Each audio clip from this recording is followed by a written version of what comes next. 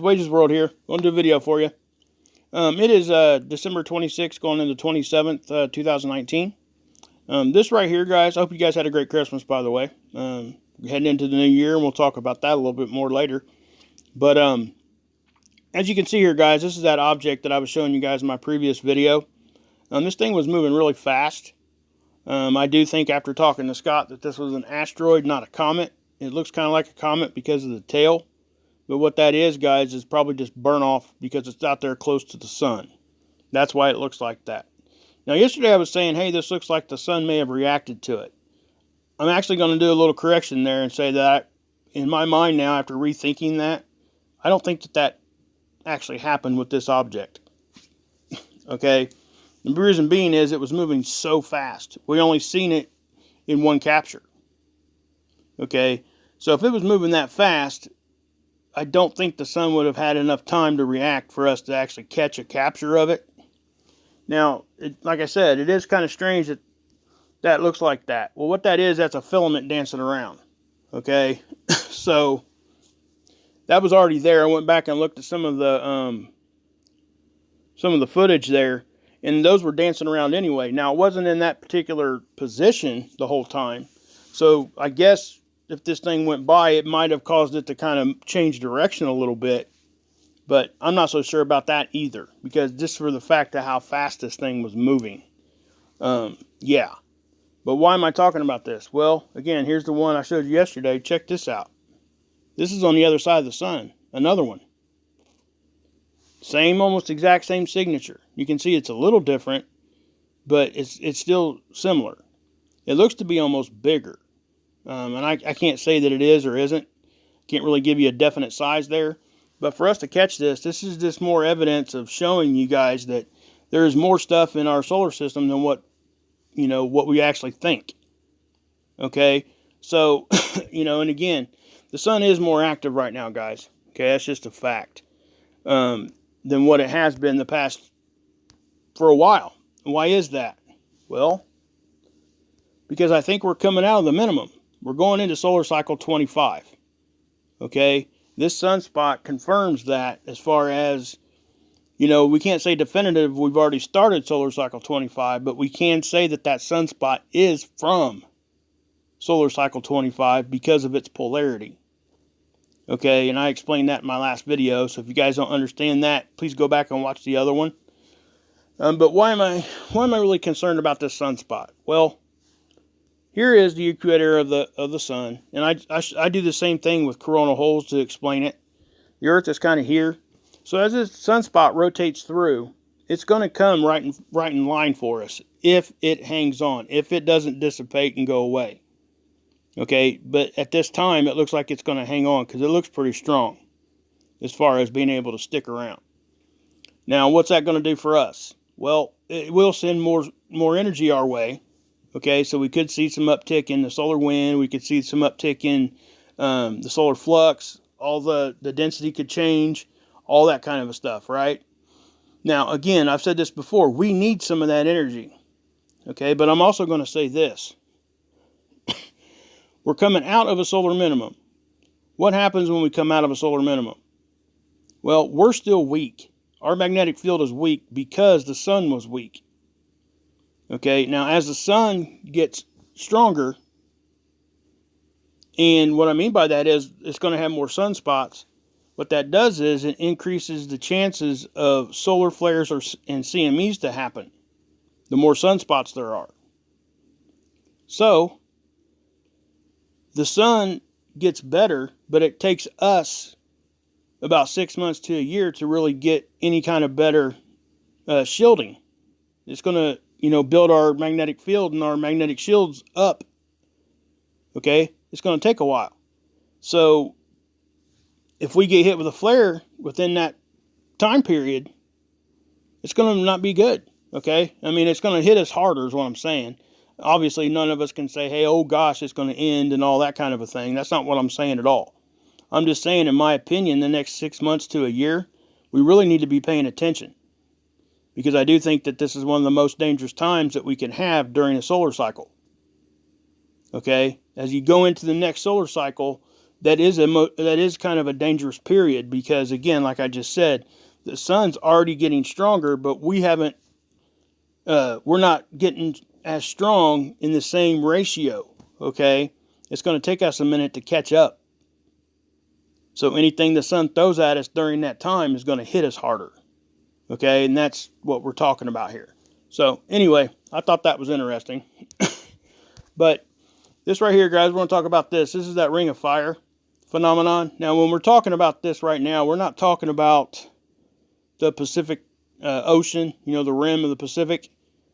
When we're talking about seismic activity and volcanoes, usually when you hear us talking about, the ring of fire, that's what we're speaking about. Johnny Cash even wrote a song about it. But anyway, what you're seeing is it's an eclipse, okay? But the sun did not get fully covered up by the moon. All right, it only got to 97%. So what that did was it allowed for some really cool phenomenon to see. Now, I know a lot of you guys are looking at this. Is an unedited photo, by the way. And I know a lot of you guys are going to pick up on that reflection right there, right? Well, that's just atmospheric refraction and stuff like that. When you see things like that, it's what it is. Okay, guys? I know a lot of people might not believe that, or they have their own views on all that, and I respect that, okay? I really do. But for me, this right here is just it's atmospheric distortion, I guess, if you want to call it, use those kinds of words on it. But what you're seeing here, guys, again, is really, really cool, and it's rare.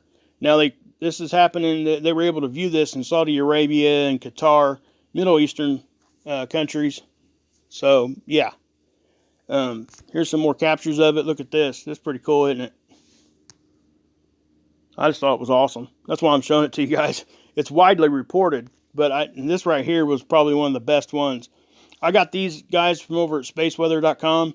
Guys, go check them out. They do some, go read some of their articles. They really do, and they show some good stuff. Got some good info over there. But, yeah, look at that. Looks like you might have like a, I don't know, like a sun vampire getting ready to eat that plane. But here that is too again, okay? And then we got this one. This is pretty cool right here. This is, obviously that's at its max, 97%. That's what it looked like. And you could see why they call it the Ring of Fire. So, but yeah. But I wanted to show you guys that. Okay, guys. Got you over here at the magnetosphere tool on ISWA. You remember me talking about, I was telling you guys we were going to see some activity on Christmas Day and all that. I come out and was telling you guys that about a week ago, according to the models it was showing. Well, we actually did get a kind of a hit on it. So I'm going to show you. And here we go. Okay, right around, this is around late in the day on the 25th. You see how we're starting to react. Okay, now you see those little waves coming in. Now there's the bigger ones. Okay, boom. See that? And again, guys, the bow shock didn't go down. Okay, I think I've explained that enough. So yeah. And I'm going to show you a different model also eventually, just so I can put that to bed and show you exactly that the bow shock is still there, even when we get hit, when it doesn't look like we're there, right? So anyway, we get hit like this, okay? Now, I will say this. I'm seeing some kind of crazy stuff inside in that dead area I was telling you guys about. We get a buildup of dense material, and then the solar wind picks it up and moves it, okay? That's why we see some of these distortions. But when you're seeing here, see how we do that? Okay, and then boom. Okay, what this is it's compressing. And then you get rapid expansion. Look, boom. See how it goes out? And then we got hit right behind it. Now, that does cause us to get hit harder when we get hit that close together. Okay? Now, as we're spinning around here, it's doing this, right? Okay. Now, again, it wasn't nothing really to write home about. It did take us up to like a KP of 3, I think, maybe to a 4. We didn't get into storm levels, and it only lasted very, very short amount of time. And that's kind of what we were expecting, okay? But So that is what it is. Plus, our object is out there in that position at this time. And, we did see the upticks in the earthquakes, guys. So I do think all of the above had something to do with that. And I explained that in my last video. But, so yeah, that was a correct thing to say as far as, hey, we did get something on Christmas Day, guys. So, I was glad I was able to do that for you guys and at least give you guys kind of a heads up and just kind of pay attention there a little bit. Now, did it really affect us? No, because it wasn't anything big.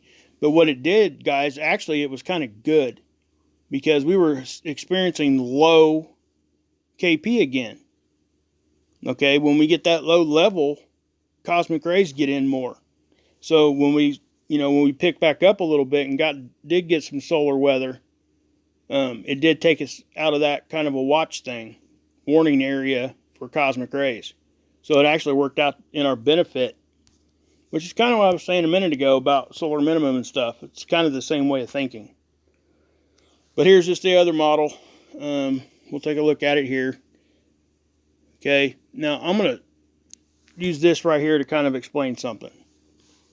I'm not sure if I did this in my previous video or not. You see how our magnetics are kind of at an angle and the sun is over here. Okay, what this is doing, this is something we see all the time. Okay, so the sun's still shooting energy straight at us. But as you can see here, more of it's coming in down towards our South Pole.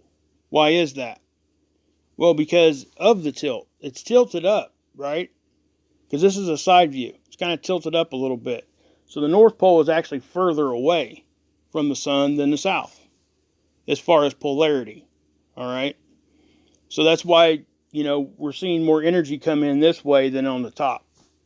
And you got to think, guys, our magnetic field is kind of like a donut. It's not just a straight line. So we get more energy comes into our atmosphere and into the earth through the poles. Okay. That's just the nature of things. So I wanted to show that to you real quick. Okay, guys, this is the KP I was just talking about. You see how it got us up to a 3? You see how we were low here? We were low actually for a good amount of time. And we went up. You see how we went up to 3 and then kind of went back down pretty quickly because it was a very short event. Okay, I'm just putting that out there like that. Now we're going to take a look at this Enlil model. Okay. Scott was talking about this too, but this is actually updated for today. If this actually turns out to be what actually happens, we may see a pretty good hit on the 1st. Okay, because look at this model. This is at January 1st. Okay, the green line is the Earth conditions. So you can see how it starts upticking there on the end, right? Well, if we look at the spiral graphs, this is Earth. Okay, we'll hit play here and we'll check it out, but I'm going to show you this too. Okay, remember I was talking about how it could come up at an angle from like below because we can't really see depth on this two-dimensional model. So that's why sometimes we see it, what appears to be these waves that come through appear sometimes to get stronger when they get out here. It's because of the angle they're coming at us. All right. Now, again, this is on the 1st. Right now, as it sits, we're taking a direct hit from whatever. Okay. Could be a corona hole. Could be something else that they've seen. But I'm going to push play on this time lapse, and we'll take a look at it, and we'll see what it does. Okay, there's what we just experienced. You see that? We took kind of a glancing blow. Now watch as this thing starts streaming out again. Okay, and here it comes. See how it kind of grew? That's kind of what I call the buckshot effect. Also, there it hits us right there. As the energy goes out, it's kind of like a shotgun. It kind of spreads out. It gets wider. Okay, it doesn't stay pinpointed like a laser beam. All right, this is actually how it works. Now, like I said, this model predicts 5 days out in advance and shows us 2 days behind us. So this is exactly what happened, and I was just showing you guys, what it did to the KP, right? And I showed it to you on the models. We could actually see it coming in. So this was correct here. Now, again, this is like a weather forecast. Out here 5 days. We have to watch this because it most likely will change, but is it going to change for the good or for the worse, right? So that's why we got to pay attention to it. But yeah.